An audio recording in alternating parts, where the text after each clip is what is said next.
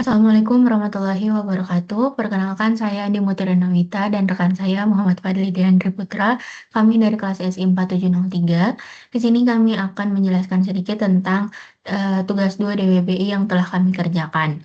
Yang pertama untuk database-nya, database yang kami gunakan adalah database yang telah di-provide dari dosen kami.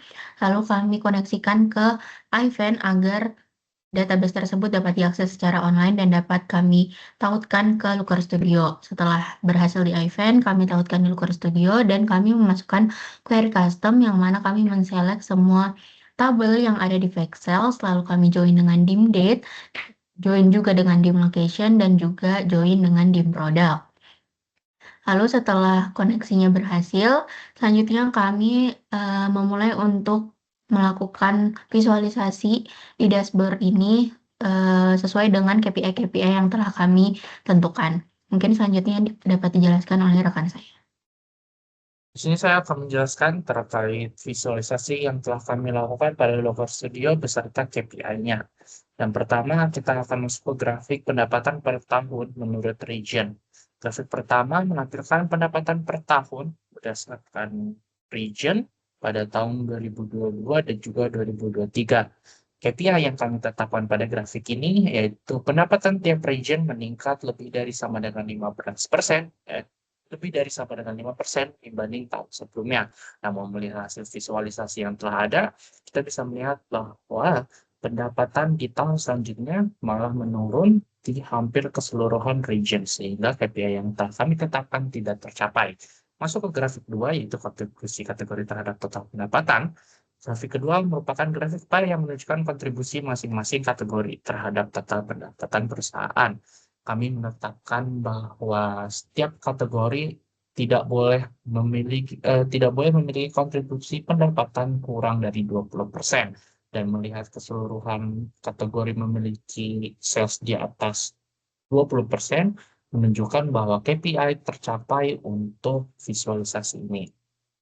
Lalu, pada grafik ketiga, kita menggunakan scorecard untuk menampilkan total pendataan perusahaan pada tahun 2023. Dengan KPI yang kami tetapkan yaitu target harus di atas 500.000, kita bisa melihat bahwa sales hanya hanya mencapai 354.781,77 dolar, dan kita bisa melihat bahwa ini ada penurunan, dan kita juga menaruh perbandingan dengan tahun sebelumnya kita bisa melihat bahwa target ini masih under 29%, sehingga KPI yang kami tetapkan tidak tercapai. Masuk ke grafik keempat, yaitu sales menurut kategori. Sales tertinggi di kategori office supplies. Grafik keempat menampilkan tabel penjualan berdasarkan subkategori pada kategori office supplies. Kami menetapkan KPI bahwa top 3 dari subkategori harus memiliki sales di atas 50.000. Namun melihat pada peringkat 3 di subkategori appliance, salesnya hanya menyentuh 29.000, sehingga KPI pada visualisasi tabel ini tidak tercapai. Masuk ke grafik kelima, yaitu diskon dan sales per bulan.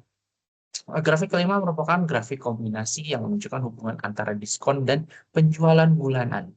KPI yang kami tetapkan, setiap kenaikan diskon tidak menyebabkan penurunan sales bulanan. Namun melihat aktualisasi dari visualnya, kita bisa melihat bahwa diskon yang telah dinaikkan malah mengakibatkan penurunan penjualan di bulan-bulan seterusnya, sehingga KPI yang ada tidak tercapai. Lalu yang terakhir yaitu average order value atau AOV per kota. KPI yang kita tetapkan pada ini, AOV setiap kota berada lebih dari sama dengan 5%. Di atas rata-rata AOV, di atas target yaitu 5%. Namun kita bisa melihat bahwa ada beberapa kota yang tidak mencapai target, sehingga KPI pada visualisasi ini juga tidak tercapai. Dan mungkin itu adalah penjelasan dari tugas 2, yaitu penerapan KPI dan juga dashboard pada Looker Studio. Mungkin itu saja, sekian dari kami. Assalamualaikum warahmatullahi wabarakatuh.